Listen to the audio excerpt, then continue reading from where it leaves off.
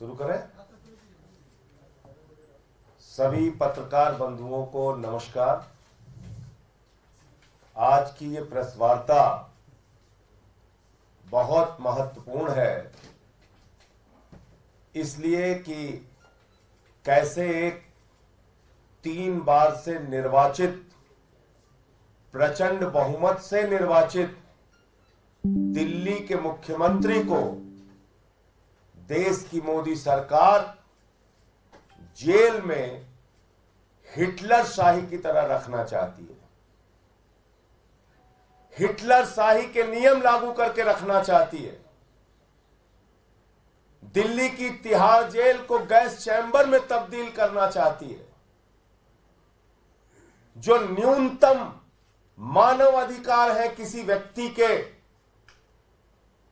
जो न्यूनतम अधिकार बड़े से बड़े अधिकारियों को, अपराधियों को भी दिए गए हैं, बड़े से बड़े खूंखार अपराधियों को भी दिए गए हैं।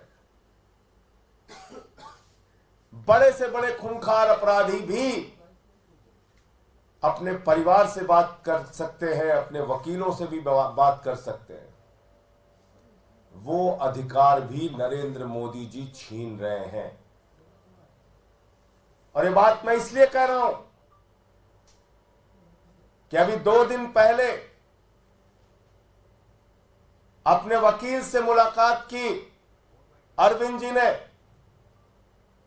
और उस मुलाकात के दौरान उन्होंने एक संदेश भेजा कि जो चुने हुए विधायक हैं, जिसको दिल्ली की जनता ने चुना है,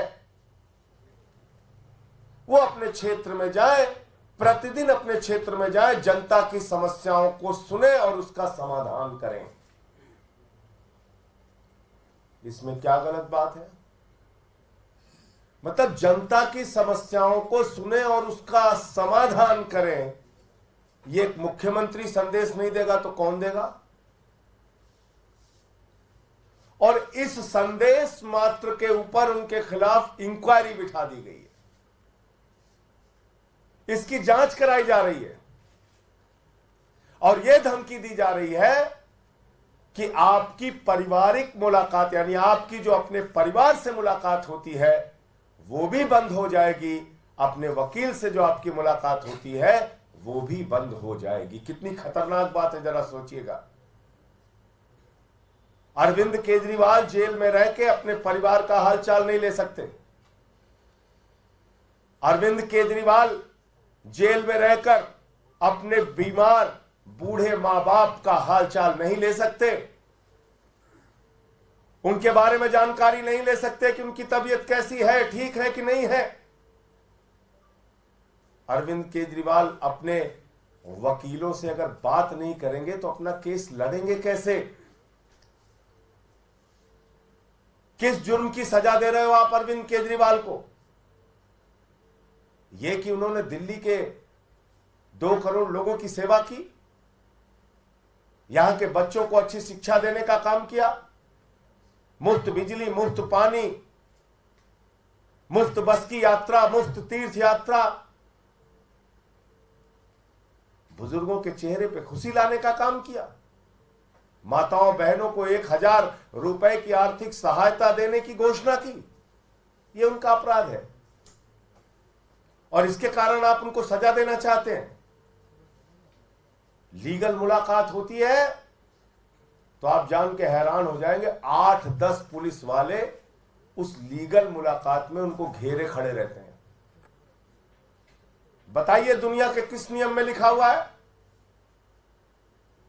वकील से अगर बात करेगा उसका मुवक्किल, तो उस दौरान उसकी बातचीत को कोई सुन नहीं सकता। यह जेल का नियम है। कहीं भी, सिर्फ दिल्ली की बात नहीं कर रहा हूं, कहीं भी वकील और जो आरोपी है उसके बीच की बातचीत को कोई सुन नहीं सकता। यह कानूनी प्रावधान है और बावजूद इसके आप 8-10 पुलिस वालों को अगल बगल खड़ा कर देते हैं। तो आप करना क्या चाह रहे हैं? क्या दिल्ली की तिहाड़ जेल को आप हिटलर के गैस चैम्बर में तब्दील करना चाहते हैं? क्या दिल्ली की तिहाड़ जेल को आप यातना घर के रूप में तब्दील करना चाहते हैं? एक मुख्यमंत्री दिल्ली की जनता की सेवा के लिए अपने विधायकों को संदेश नहीं भेज सकता कि भाई उनकी समस्याएं सुनो और समाधान करो? आप अरविंद केजरीवाल को इमोशनली तोड़ना चाहते हैं। आप अरविंद केजरीवाल को यातनाएं देकर झुकाना चाहते हैं। आप अरविंद केजरीवाल को तोड़ने की कोशिश जो कर रहे हैं वो कोशिश नाकाम रहेगी। अरविंद केजरीवाल टूटेगा नहीं, याद रखिएगा। मोदी जी याद रखिएगा, इन यातनाओं से कुछ फर्क पड़ने वाला नहीं है। अरविंद केजरीवाल टूटेगा नहीं, लेकिन इसका एक एक जवाब दिल्ली की महान जनता आपसे लेगी। दिल्ली के 2 करोड़ लोग आपसे जवाब लेंगे इसका। हमने तो कहा है कि जेल का जवाब वोट से दीजिए, इन यातनाओं का जवाब वोट से दीजिए, और पूरे देश की जनता ये जो आप कर रहे हैं इसका जवाब अपने वोट की ताकत से देगी। आपका कोई प्रश्न हो तो आप पूछ सकते हैं। आज आप तिहाड़ जेल मिलने जाने वाले थे, क्या राहत समय दिया गया, परिवर्तन हुआ है क्या पूरा मामला? उसमें कोई नया समय दिया गया है, लेकिन ये बड़ी हास्यास्पद बात है कि एक मुख्यमंत्री को और दिल्ली के एक सांसद को मुलाकात करने के लिए टोकन नंबर अलॉट कर दिया गया। भाई टोकन नंबर जब आपने अलॉट कर दिया तो उसके बाद मुलाकात कैसे कैंसिल कर सकते हैं? टोकन नंबर तो आपने दे दिया। इसीलिए मैं कह रहा हूं, जेल के अधिकारी अपनी ओर से काम नहीं कर रहे हैं, मोदी सरकार के दबाव में काम कर रहे हैं। मोदी सरकार के दबाव में काम कर रहे हैं। तो आपने टोकन नंबर दे दिया और फिर आपने कैंसिल कर दिया।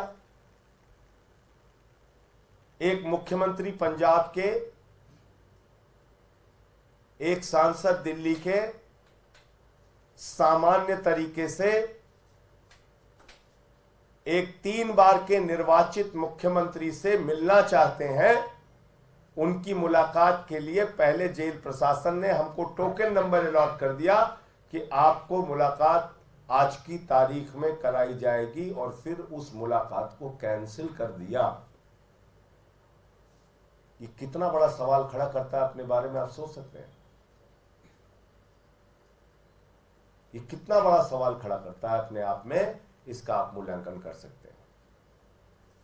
जांच बिठाई जा रही है, ये कौन सी, इसके बारे में बता दीजिए। जांच की बात कहां से आई है, किस बात को लेकर के जांच और कहां से आई है? कि आपने अपने वकील के माध्यम से दिल्ली के लोगों की सेवा करने का संदेश भेजने का गुनाह कैसे कर दिया? आपके विधायक जनता के बीच में जाएं और जनता की सेवा करें और उनके समस्याओं का समाधान करें, ये संदेश देने का गुनाह क्यों कर दिया? इसके कारण से आपके खिलाफ जांच होगी और आपकी मुलाकात कैंसिल कर दी जाएगी। ये मोदी सरकार की धमकी है कि आपकी मुलाकात जो परिवार से होती है और वकील से होती है वो कैंसिल कर दी जाएगी। यानी जेल से सरकार चलाने जो आप कह रहे थे, आपको लग रहा है कि अब उसमें दिक्कत आ रही है अगर इस तरह जांच के आदेश दिए गए? अरे भाई, जो जेल के नियम के विरुद्ध आप काम करेंगे तो हम आपके बीच में बताएंगे उन सारी चीजों को, और उसकी जो कानूनी लड़ाई लड़नी है वो हमारे वकील उसके बारे में तय करेंगे। बीजेपी प्रोटेस्ट कर रही है सीएम की स्थिति। बीजेपी का ये कहना है कि जब कल हाईकोर्ट ने सारी दलीलें आपकी जो कोर्ट में देते हैं, बाहर देते हैं, जब खारिज कर दी, तो अब तो नैतिकता के आधार पर आपको इस्तीफा दे देना चाहिए अरविंद केजरीवाल। किसको? मणिपुर वाले मुख्यमंत्री को, कि अजय मिश्रा को, कि पहलवान बेटियों को जो न्याय नहीं दिया उसको? किसको इस्तीफा देना चाहिए? कि 70,000 करोड़ के सिंचाई घोटाले का जिस पे आरोप लगाया उस अजीत पवार को, छगन भुजबल को, हसन मुशर्रफ को? किसको इस्तीफा देना चाहिए? लीडर ऑफ अपोजिशन शुभेंदु अधिकारी को, कि हेमंत विश्व शर्मा को, जिसके ऊपर शारदा स्कैम और वाटर घोटाले का आरोप लगाया?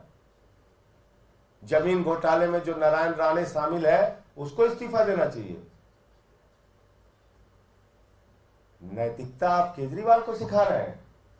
भाजपाई, एक नंबर के बेईमान, हिंदुस्तान की सबसे भ्रष्ट पार्टी, लाखों करोड़ का चंदा और हेर फेर करने वाली पार्टी, जिन्होंने 15 लाख करोड़ रुपए पूंजीपतियों का माफ किया, जिन्होंने नोटबंदी का घोटाला किया, जिन्होंने बैंक के सेटलमेंट के नाम पे 3,53,000 करोड़ रुपए चंद पूंजीपतियों का माफ कर दिया, जिन्होंने अपने एक दोस्त के लिए, अडानी के लिए हिंदुस्तान की सारी संपत्तियां नीलाम कर दी। बिजली हो, पानी हो, सेल हो, कोल हो, रेलवे हो, एयरपोर्ट हो, पोर्ट हो, सब उसी एक व्यक्ति को दे दिया। वो हमें नैतिकता सिखा रहे हैं। हिंदुस्तान के 82 करोड़ लोग 5 किलो राशन पे जिंदा हैं, और उनका दोस्त प्रधानमंत्री नरेंद्र मोदी का पूरे देश की संपत्ति लूटेगा और 2.5 लाख करोड़ रुपए का कर्जा लेके घूमेगा। हमको नैतिकता सीखनी है भाजपाइयों से, बंगारू लक्ष्मण की पार्टी से। यह सिखाएंगे नैतिकता। उस अरविंद केजरीवाल को जिसने IRS की नौकरी को लात मार दिया, उस अरविंद केजरीवाल को यह नैतिकता सिखाएंगे जिन्होंने 49 दिन की मुख्यमंत्री की कुर्सी को लात मार दिया। 49 दिन के मुख्य, चपरासी की नौकरी कोई नहीं छोड़ता। मुख्यमंत्री बने थे पहली बार दिल्ली के, 49 दिन के बाद लात मार दिया उस कुर्सी को। आज सवाल नैतिकता का नहीं है, याद रखिएगा, बार बार मैं इस बात को कह रहा हूं, याद रखिएगा इस बात को। नैतिकता का सवाल ही नहीं है। नैतिकता का सवाल होता तो सबसे पहले कारगिल के फौजी की पत्नी, जहां पे निवस्त करके घुमाई गई, मणिपुर में दंगे हो रहे हैं 1 साल से, वहां पे इस्तीफा होता। नैतिकता का सवाल होता तो अजय मिश्रा टेनी का लड़का जो 4 किसानों को कुचल के मार देता है, उसका इस्तीफा होता। पहलवान बेटियों को न्याय मिलता। नैतिकता का सवाल होता तो, नैतिकता का सवाल होता तो चुन चुन के भ्रष्टाचारियों को अपनी पार्टी में शामिल करके मंत्री पद पे नहीं बिठा रहे होते मोदी जी। नैतिकता सिखा रहे हैं। आदर्श घोटालेबाज को आप जो है राज्यसभा में भेज के हमको नैतिकता सिखा रहे हैं भाजपा वाले। ये सवाल नैतिकता का नहीं है, मैं फिर कह रहा हूं, ये सवाल भारत के लोकतंत्र को बचाने का है। आज केजरीवाल इस्तीफा दे देंगे, आम आदमी पार्टी को खत्म कर दिया जाएगा, खत्म। सारे विधायकों को तोड़ा जाएगा, जेल में डाला जाएगा, हमारे मंत्रियों को जेल में डाला जाएगा, पंजाब के मंत्रियों को, विधायकों को जेल में डाला जाएगा, पंजाब के मुख्यमंत्री को जेल में डाला जाएगा, उनसे इस्तीफा मांगा जाएगा, स्टालिन को जेल में डालेंगे, विजयन को डालेंगे, सिद्धारमैया को डालेंगे, रेवंत रेड्डी को डालेंगे, ममता बनर्जी को डालेंगे, पूरे देश के विपक्षी पार्टियों को खत्म करेंगे, अखिलेश यादव को जेल में डालेंगे, तेजस्वी को जेल में डालेंगे। तुम्हारी चप्पल उठाने के लिए बने हम लोग? देश में दादागिरी करोगे? नैतिकता सिखा रहे हो हमें। उत्तर भारत के बड़े बड़े नेताओं को, एक आदिवासी नेता को, हेमंत सोरेन को आपने जेल में डाल दिया, अरविंद केजरीवाल को पकड़ के जेल में डाल दिया। कल को सारे विपक्षी नेताओं को 4 फर्जी मुकदमे लगाओ, जेल में डालो, फिर नैतिकता पे बता रहे हो। और उत्तर भारत के लोग इस चीज को देख रहे हैं कि कैसे टारगेट कर करके एक एक नेता को जेल में डाला जा रहा है। हम लोग चप्पल उठाने के लिए बने हैं। संजय भाई, आपके पंजाब के कुछ सांसद हैं और एक रिपोर्ट सामने आई, बता रहे कि आपके ये सांसद जब पूरी पार्टी के सभी नेता अरविंद केजरीवाल के समर्थन में तस्वीरें बदल रहे थे, प्रोफाइल लगा के, आपके राज्यसभा के सांसद जिसमें हरभजन सिंह से लेकर के बाकी तमाम वो हैं, कोई एक अब तक सोशल मीडिया छोड़िए पब्लिक प्लेटफॉर्म पर भी केजरीवाल के समर्थन में नहीं आया है। क्या ये सांसद पार्टी के साथ हैं भी? उसके बारे में पार्टी अपने यहाँ बातचीत करेगी। एक आखिरी सवाल, हर तरफ सवाल भी उठ रहे हैं, बीजेपी उठा रही है, क्या दिल्ली सरकार सही तरीके से चल रही है? फॉर्मूला क्या है जिसके तहत अभी चल रही है? अरे गड़बड़ क्या वो बताइए पहले, चलिए आपसे। मुख्यमंत्री कौन सा काम नहीं हुआ वो बताइए ना आप ही कह रहे हैं सर। एक चीज बात मैं ये कह रहा हूं, आप ये बताइए कि दिल्ली की जनता का कौन सा काम नहीं हो रहा, उसका जवाब पूछिए ना। आप पूछिए ना, स्वास्थ्य विभाग का काम नहीं हो रहा है, कि बिजली विभाग का काम नहीं हो रहा है, कि फ्री बिजली बंद हो गई है यहाँ पे, कि फ्री पानी बंद हो गया है, कि फ्री माताओं बहनों की बस की यात्रा बंद हो गई है। आप पूछिए ना, बताइए, बताता हूं मैं आपको। आपको कठिनाई हो रही है सरकार चलाने में? एलजी ने पत्र लिखा है अजय भल्ला जी को, उसमें एक चीज आप बताइए मुझे, जिक्र है इसमें। कठिनाइयां आप लाख पैदा करते रहिए, दुश्वारियां आप लाख पैदा करते रहिए, उन परिस्थितियों में भी हम लड़ रहे हैं ना, उनसे काम तो कर रहे हैं हम। दिल्ली के लोगों का देश में पर कैपिटा इनकम के मामले में दिल्ली सबसे अग्रणी राज्य है, अग्रणी राज्य। दिल्ली के एजुकेशन व्यवस्था की पूरी दुनिया में तारीफ होती है, दिल्ली के मोहल्ला क्लिनिक और स्वास्थ्य व्यवस्था की पूरी दुनिया में तारीफ होती है। यही मोदी सरकार की किरकिरी है आंखों की, समझ गया? संवाद हो पा रहा है मुख्यमंत्री से संवाद जिस माध्यम से हो पा रहा है, फोन के माध्यम से, परिवार से बात अभी तक जो हो रही है, जिसकी जांच शुरू कराया है इन लोगों ने, उसमें भी अब अड़चन बाधा जो डालेंगे उसकी लड़ाई लड़ेंगे। काम क्या रुक रहा है जनता का, वो बताइए ना। सुप्रीम कोर्ट से आपको क्या उम्मीद है, क्योंकि जो याचिका अब सुप्रीम कोर्ट में डाली गई है कल? देखिए, पहली चीज तो कल से मैं खबर देख रहा था, ये ग्राउंड्स ऑफ अरेस्ट के चैलेंज वाली याचिका थी, लेकिन जो रेगुलर बेल की याचिका है वो याचिका अलग होती है। अब इस पर जो है सुप्रीम कोर्ट में माननीय सर्वोच्च न्यायालय के समक्ष हमारे वकील अपने दलीलों को रखेंगे, केजरीवाल साहब के जो पक्ष में बातें हैं उसको रखेंगे। कल से हमारे मीडिया के मित्र जो एक बात ये चला रहे हैं कि ये हाई कोर्ट का फैसला है, हाई कोर्ट का फैसला है, और कोर्ट के सामने तमाम तथ्य रखे गए, नहीं, कृपा करके अपने आप को सही करिए। 20,000 पन्ने अनरिलाइड अपॉन डॉक्यूमेंट में रखे हैं, 20,000 पन्ने, 20,000 पन्ने, मैं दोहरा रहा हूं आपको, 20,000 पन्ने या उससे ज्यादा डिजिटल डिवाइस को मिला लेंगे तो और ज्यादा। केस को समझिए गहराई से, क्या है केस ये। 456 गवाह है इसमें, 50,000 पेज की चार्जशीट है इसमें, 34 आरोपी हैं इसमें। इसकी पेचीदगियों को, जटिलताओं को समझिए, और इसके अंदर सारे कागजात और साक्ष्य कोर्ट के सामने नहीं रखे गए हैं। मैं बार बार दोहरा रहा हूं इस बात को। सेलेक्टिव तरीके से आपने कुछ बयान कोर्ट के समक्ष रखे जो हमारे खिलाफ दबाव बनाकर लिए गए, यानी कि केजरीवाल जी के खिलाफ या सिसोदिया जी के खिलाफ। मैं अपने बारे में नहीं बोल सकता हूं, नहीं बोलूंगा, लेकिन जो 20,000 पन्ने हैं उसकी सच्चाई बहुत चौंकाने वाली है। ये तो वकीलों के इंस्पेक्शन में पता चला था ना कि 12 बयान में से शरद रेड्डी ने 10 बयान में कुछ नहीं कहा केजरीवाल के बारे में। ये तो वकीलों के इंस्पेक्शन पे, कोर्ट के आदेश पे पता चला था ना कि 10 बयान में बाप बेटे ने 8 बयान में कुछ नहीं कहा केजरीवाल के लिए, मंगुंटा रेड्डी और राघव रेड्डी ने। और जैसे ही नाम लिया वैसे ही बेल हो जाती है। शराब घोटाला, कमल छाप दारू घोटाला, कमल छाप दारू घोटाला, कमल छाप दारू घोटाला भारतीय जनता पार्टी ने किया है। 60 करोड़ रुपए की मनी ट्रेल मिली है और इनके सारे शीर्ष नेताओं से पूछताछ होनी चाहिए। मैं फिर दोहरा रहा हूं, कमल छाप दारू घोटाला जो 60 करोड़ रुपए शरद रेड्डी से लिया गया है पैसा, उसकी जांच होनी चाहिए और इनके सारे शीर्ष नेताओं से ED, CBI, income tax department पूछताछ करे, छापेमारी करे और इनके खिलाफ कार्रवाई करे। आप लोग की सरकार बनी तो आप जांच कराएंगे? जब सरकार बनेगी तो क्या क्या होगा आप ही देखेंगे, हम भी यही रहेंगे, उसकी क्या अभी से चिंता कर रहे हैं।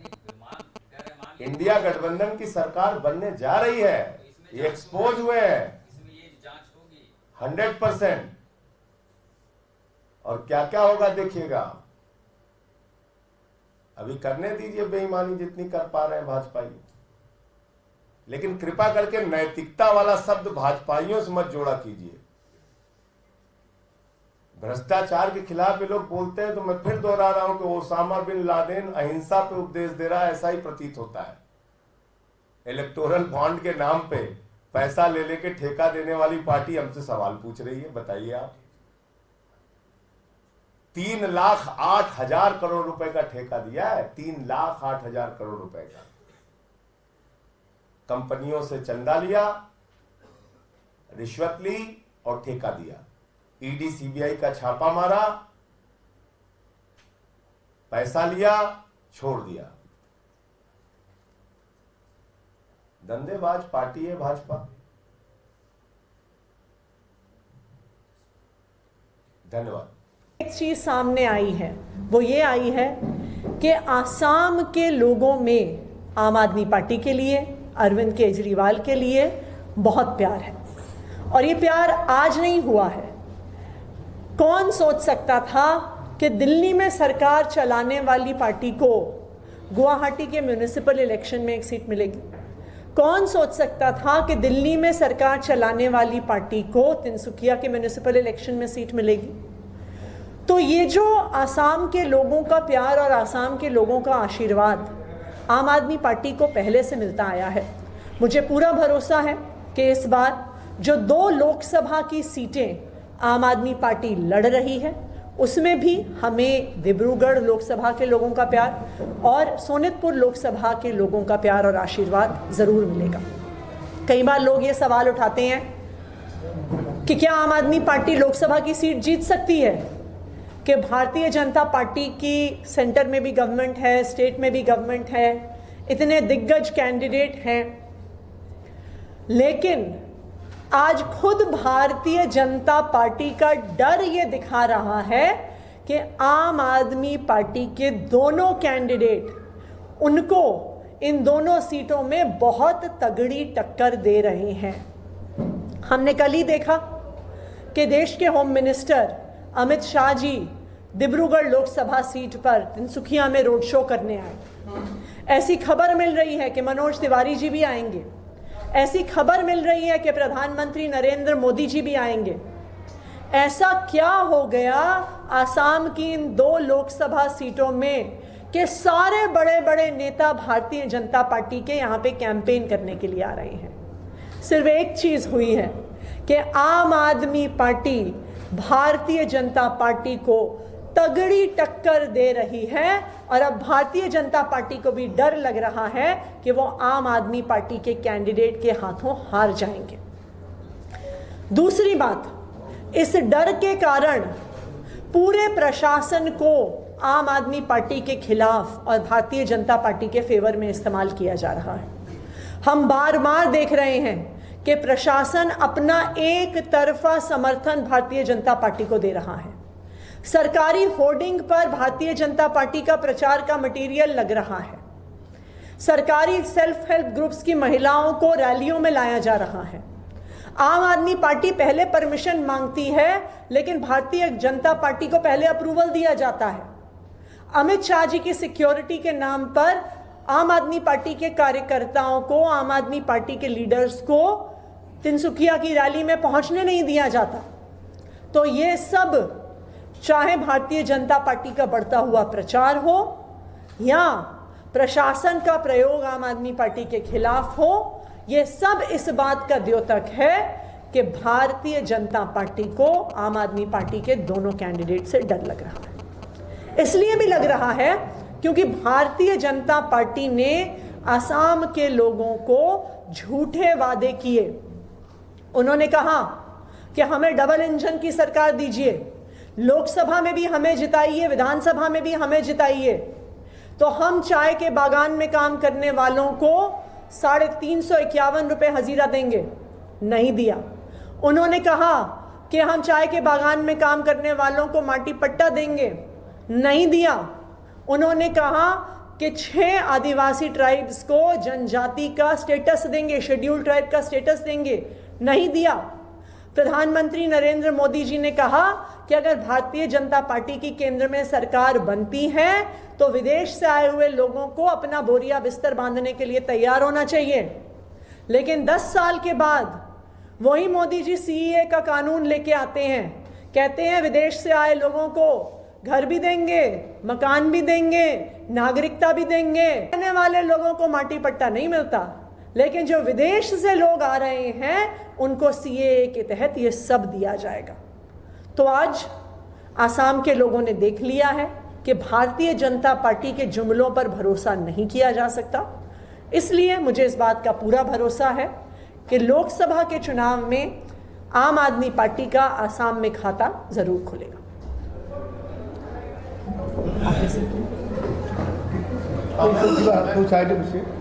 Ma'am, there's a declared nature to observe the Tanasani Hatao at the Samvidan Basao Divas on the April 14.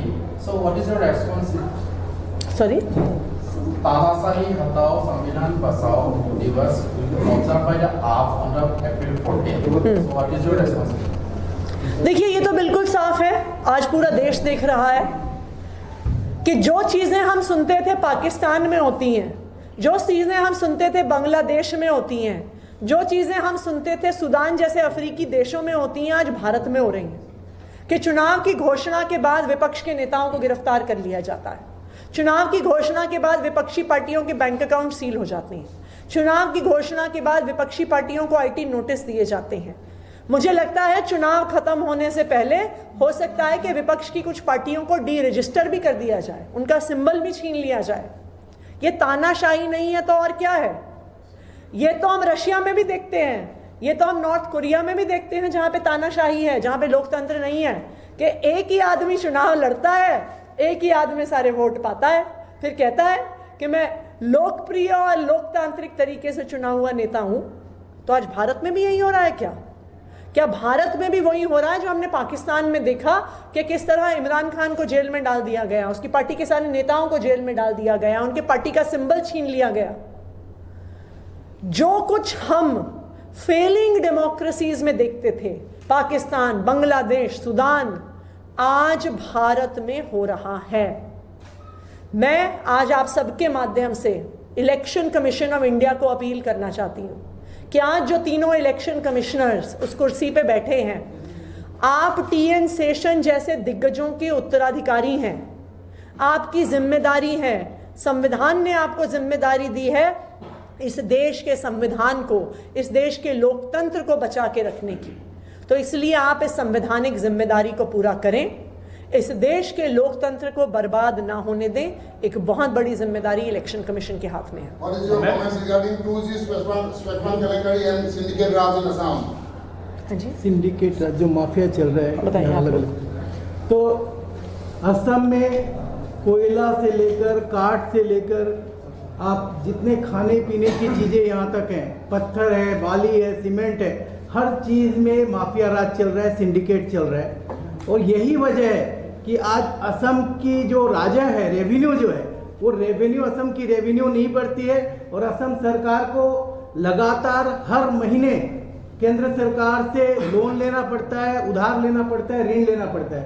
आज असम के ऊपर जो कर्जा है, उस कर्जे का सबसे मूल कारण यही है कि जो असम की संपत्ति है उसकी चोरी हो रही है और पूरे असम में माफिया राज चल रहा है। इस माफिया राज को खत्म करना पड़ेगा और जो सत्ताधारी लोग हैं, सत्ता के पक्ष में जो लोग हैं, उनको गंभीरता के साथ इसके ऊपर कार्रवाई करनी चाहिए। लेकिन असम की जनता ये सारी चीज देख रही है। आने वाले दिनों में अगर ये सरकार इन सब चीज़ों को ठीक नहीं करती है, इसी तरीके से लोन पर लोन लिए जाती है, इसी तरीके से माफिया राज चलता रहता है, तो असम की जनता उसका जवाब देगी। और आम आदमी पार्टी, हम लोग निश्चित तौर पर, आज हम लोग सिर्फ 2 सीटों पर लोकसभा के चुनाव लड़ रहे हैं, लेकिन आने वाले दिनों में हम असम के जितने चुनाव हैं उसमें हम भागीदारी करेंगे। और विधानसभा का चुनाव आ रहा है, असम की जनता निश्चित तौर पर आम आदमी पार्टी जैसी एक पार्टी को चुनेगी जो इस माफिया राज को खत्म करेगी। मैम आपसे एक क्वेश्चन है, whatever your reaction about your chief minister Arvind Kejriwal, his petition was dismissed by the SC yesterday and today moved in the Supreme Court. I want to add this. There's a BJP also today staged a protest in the Delhi and the demands to that the Arvind Kejriwal to quit. मैं भी एक कर देता हूँ इसमें, आखिर bell क्यों नहीं मिल रहा है? अगर सही है, आपका हिसाब से अगर सही है, तो केजरीवाल जी को बेल क्यों नहीं मिल रहा है कोर्ट से? कोर्ट का ऊपर आपका भरोसा है कि नहीं? देखिए, अरविंद केजरीवाल को, मनीष सिसोदिया को, सत्येंद्र जैन को बेल क्यों नहीं मिल रही है, इस बात को समझने के लिए हमें PMLA prevention of money laundering act को समझना पड़ेगा। PMLA जो कानून है ये बना था जब भारत ने इंटरनेशनल कन्वेंशन साइन करी थी काउंटर टेररिज्म पर, इंटरनेशनल कन्वेंशन साइन करी थी ड्रग ट्रैफिकिंग के खिलाफ। तो PMLA के कानून में बेल मिलना लगभग असंभव है, क्योंकि मनी लॉन्ड्रिंग के माध्यम से पैसा किसी आतंकी हमले में ना चला जाए, मनी लॉन्ड्रिंग से पैसा ड्रग्स की खरीद फरोख्त में ना चला जाए। इसलिए PMLA इतना सख्त कानून है जो क्रिमिनल जस्टिस सिस्टम के प्रिंसिपल्स को उल्टा कर देता है। क्रिमिनल जस्टिस सिस्टम ये कहता है you are innocent until proven guilty, PMLA ये कहता है you are guilty until proven innocent. Criminal justice system ये कहता है bail is the norm, jail is the exception. PMLA ये कहता है jail is the norm, bail is the exception. तो ये एक ऐसा कानून है जिसमें किसी को भी बेल मिलना लगभग असंभव है। उसका कारण ये है ऐतिहासिक कि ड्रग्स की खरीद फरोख्त रोकने के लिए, आतंकी हमले रोकने के लिए ऐसा कानून बनाया गया। लेकिन आप मुझे बताइए कि क्या आज के दिन में PMLA का प्रयोग आतंकी हमले रोकने के लिए हो रहा है, ड्रग्स की खरीद फरोख्त रोकने के लिए हो रहा है? नहीं हो रहा। सिर्फ और सिर्फ विपक्ष के नेताओं पर हमले करने के लिए हो रहा है। ED के केस किए जाते हैं, विपक्ष के नेताओं को जेल की धमकी दी जाती है। अगर वो भारतीय जनता पार्टी में आ जाते हैं तो उनके केस खत्म हो जाते हैं, वो नहीं आते हैं तो वो जेल जाते हैं और PMLA में उनको बेल नहीं मिलती है, क्योंकि वो कानून ही ऐसा है।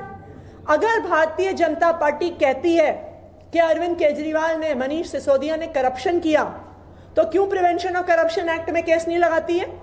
इसलिए नहीं लगाती है क्योंकि उस कानून में बेल का प्रावधान है। अगर भारतीय जनता पार्टी ये कहती है कि अरविंद केजरीवाल ने कोई क्रिमिनल एक्टिविटी करी, भ्रष्टाचार किया, कोई कानून तोड़ा, तो क्यों क्रिमिनल प्रोसीजर कोड CRPC में केस नहीं लगाती है? इसलिए नहीं लगाती है क्योंकि CRPC के तहत बेल मिलती है। PMLA में केस करने का कारण ही यही है कि उस कानून के तहत बेल मिलना लगभग असंभव है। और फिर भारतीय जनता पार्टी के प्रवक्ता टेबल ठोक ठोक के कह सकें कि बेल क्यों नहीं मिली, बेल क्यों नहीं मिली, बेल क्यों नहीं मिली। तो ये बिल्कुल साफ है कि ना अरविंद केजरीवाल के खिलाफ, ना मनीष सिसोदिया के खिलाफ, ना संजय सिंह के खिलाफ कोई भी प्रूफ नहीं है, कोई भी मनी ट्रेल नहीं है। जब संजय सिंह जी की बेल सुप्रीम कोर्ट के सामने आई तो कोर्ट ने बार बार ED से पूछा मनी ट्रेल कहाँ है, प्रोसीड्स ऑफ क्राइम कहाँ है, पैसे मनी लॉन्ड्रिंग का सबूत कहाँ है? ED के पास कोई जवाब नहीं था। और इसीलिए जो ED विरोध कर रही थी संजय सिंह की बेल पिटिशन का, उनको अपना विरोध वापस लेना पड़ा।